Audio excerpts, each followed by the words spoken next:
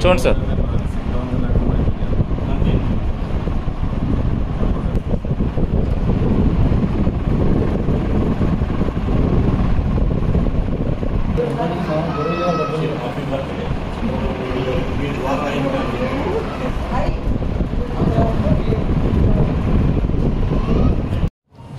నాలుగో డివిజన్ బిలాల్ మసీదులో శ్రీ నారా చంద్రబాబు నాయుడు గారి జన్మదిన సందర్భంగా ఆయనకి ప్రత్యేకంగా నమాజ్ చేయడం జరిగింది. ఆయన ఎప్పుడూ నిండు నీరులో ఆరోగ్యంగా ఉండాలని చెప్పి రాష్ట్ర సిట్టిబల్జా కార్పొరేషన్ తరఫున ఈ కార్యక్రమం చేపట్టడం జరిగింది. ఈ కార్యక్రమానికి ముఖ్య అతిథిగా మాజీ కార్పొరేటర్ గారు టీఎన్టీసీ జిల్లా అధ్యక్షులు నక్కా చిట్టుబాబు గారు ముఖ్య అతిథిగా ఇచ్చేశారు. అలాగే ఇక్కడ ముస్లిం సోదరులందరికీ కూడా గతంలో కూడా ఇప్పుడు కూడా తెలుగుదేశం పార్టీ ముస్లింకి అభివృద్ధికి ఎప్పుడు కూడా కట్టుబడి ఉంది.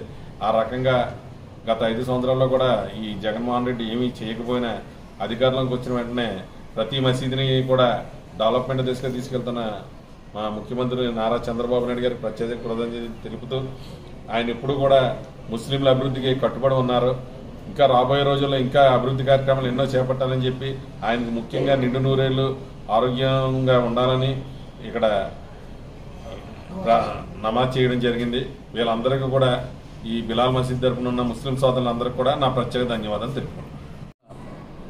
ప్రీతమ ముఖ్యమంత్రి మన ఆంధ్రప్రదేశ్ సృష్టికర్త నారా చంద్రబాబు నాయుడు గారు జన్మదిన శుభాకాంక్షలు తెలియజేస్తూ ఈ రోజున బిలాల్ మసీదులో ఉన్న ముస్లిం సోదరులందరూ కూడా ఆయనకి జన్మదిన శుభాకాంక్షలు తెలియజేయడం చాలా సంతోషంగా ఉంది.